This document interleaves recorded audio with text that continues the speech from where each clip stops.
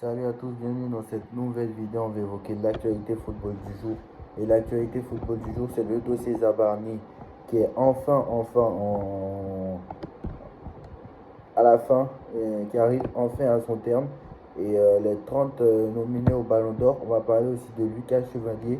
Donc voilà, asseyez-vous bien, on va tout récapituler. Donc on va commencer par le Ballon d'Or parce qu'il y a plusieurs distinctions au Ballon d'Or.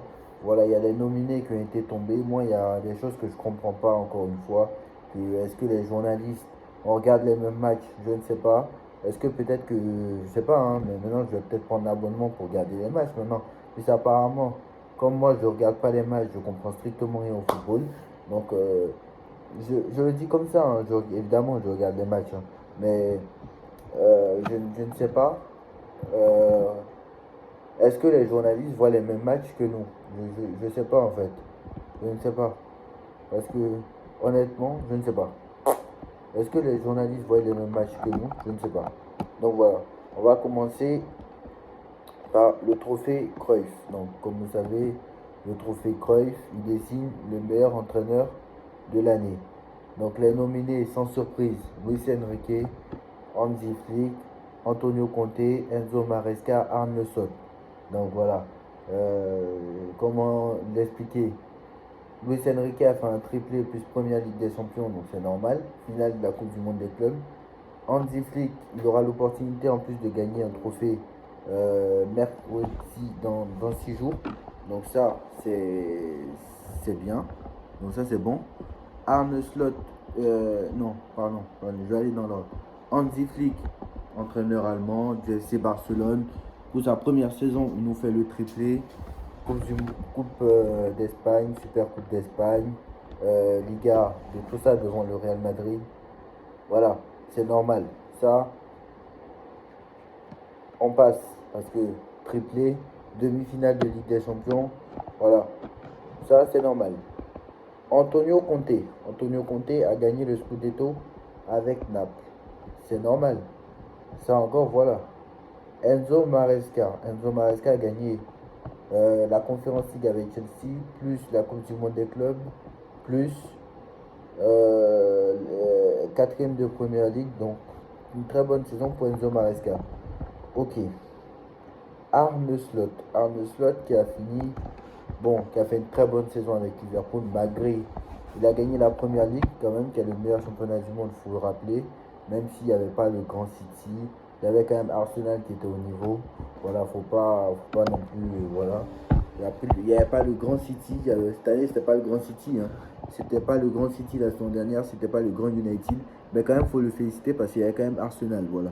Arsenal était quand même au niveau, donc faut quand même rendre à César ce qu'il y a à César. Voilà, c'est quand même le meilleur championnat du monde, quand même, ces 10 dernières années. Voilà, donc, ok. Là, d'accord, il n'y a pas de souci. On continue. Même si c'est fait une huitième de finale de Ligue des Champions, c'est par le champion d'Europe, donc voilà, très clairement. Il n'y a pas de souci. Là, on continue. Il est nominé pour le trophée Yashin. Comme vous savez, le trophée Yashin, c'est le trophée du meilleur gardien de l'année. Donc, le tenant du titre, je crois que c'est.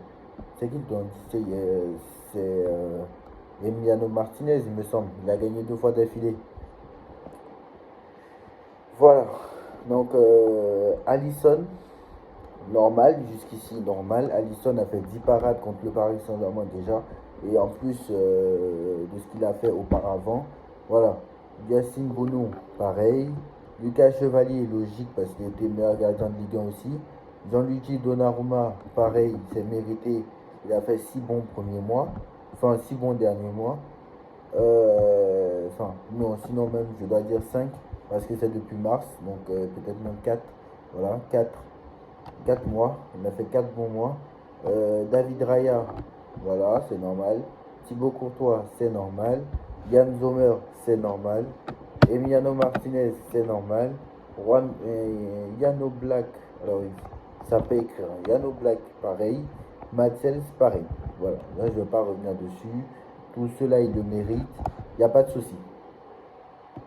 On continue. Donc, comme vous savez, Il y a les nominés pour le ballon d'or. Donc les nominés pour le ballon d'or, je ne vais pas vous donner la liste parce que c'est long. Donc on va en revenir sur les nominés du ballon d'or. Les nominés pour le trophée Copa, c'est-à-dire les moins de 21 ans. Désiré Doué, Ayoub Boadi, Lamine Yamal, Pau Koubarsi, Dean Aysen, Miles Lewis Kelly, João Neves, Rodrigo Mora, Estevao et Kenan Yildiz. Donc voilà les joueurs pour le trophée Copa. Mais pour ceux qui n'ont pas compris, parce qu'il y en a qui pensent que le trophée Copa est le même que le Golden Boy. Donc je vais vous expliquer. Il y en a qui pensent que le trophée Copa est le meilleur. Moi, l'info que j'ai eue, c'est que le Golden Boy, c'est organisé par Tito Sport, un journaliste italien, créé en 2003, donc plus ancien que le trophée Copa. Le meilleur joueur, il récompense le meilleur joueur de moins de 21 ans évoluant en Europe. Donc voilà, c'est voté par des journalistes européens, remis en fin d'année, octobre ou novembre. Donc il sera remis. Le joueur doit jouer en Europe, ce qui n'est pas une exigence du trophée Copa. Voilà.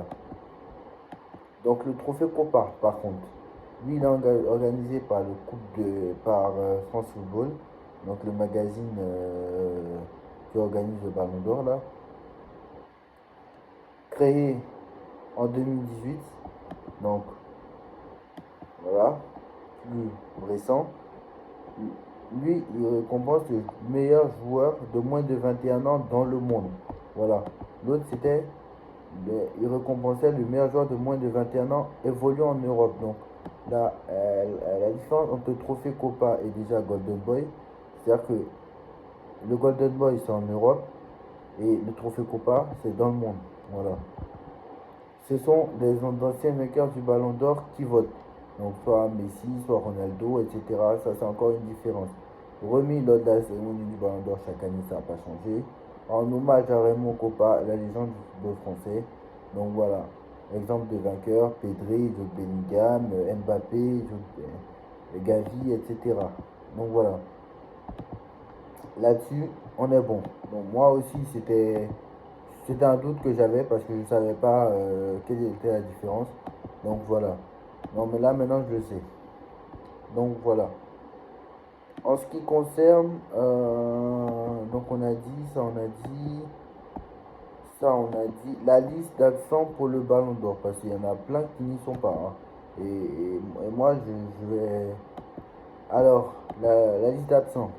Bradley Barcola, je ne comprends pas pourquoi Bradley Barcola n'y est pas. Vous allez me dire quoi, il a fait une demi-saison. Donc, ouais. Ah, d'abord, il faut que je trouve la liste des nominés, d'abord. Donc voilà, il faut que je trouve la liste des nominés, mais on va le faire après. Les clubs nommés pour le trophée du meilleur club masculin d'année. Le Paris Saint-Germain, le FC Barcelone, Chelsea, Botafogo et Liverpool. Alors je ne sais pas pourquoi Botafogo y est. J'ai rien compris. Pourquoi est-ce que Botafogo y est? Normalement le PSG devrait être le meilleur club de l'année. Voilà, sans surprise.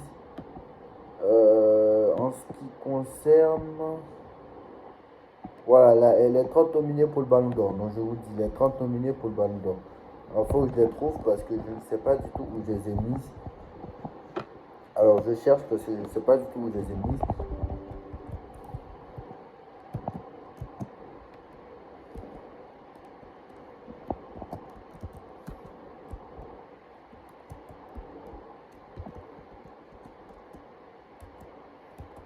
Alors il faut que je cherche. Je suis en train de chercher.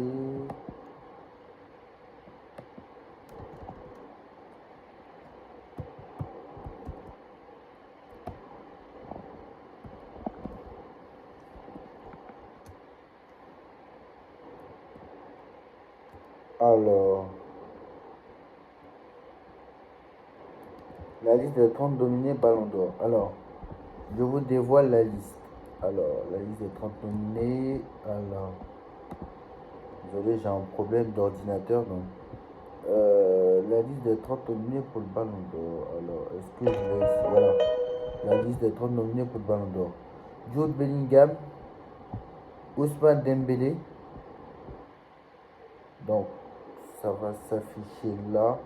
Je vais vous le mettre à l'écran, ça sera plus simple. parce que Jude Bellingham, Ousmane Dembélé, Donnarumma, Désiré Doué, Denzel Dumfries, Serhou Guirassy, Gyökeres, Haaland, Hakimi, Kane, Kvaratskhelia, Lewandowski, McAllister, Martinez, Lautaro Martinez, Mbappé, Scott McTominay, Nuno Mendes, João Neves, Michael Olise, Cole Palmer, Pedri, Rafinha, Declan Rice, Fabian Ruiz, Mohamed Salah, Virgil van Dijk, Vinicius Junior, Vitinha et Florian Wirtz. Et Lamine Yamal, pardon. Florian Wirtz et Lamine Yamal. Donc, pas de Pacho. Donc, les absents du Ballon d'Or, on va revenir.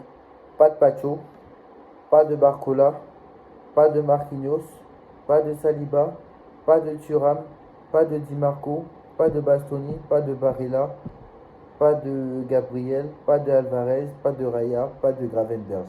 Alors moi je comprends pas pourquoi est-ce que il n'y a pas William Pacho. William Pacho est la révélation de l'année. William Pacho c'est la révélation de l'année.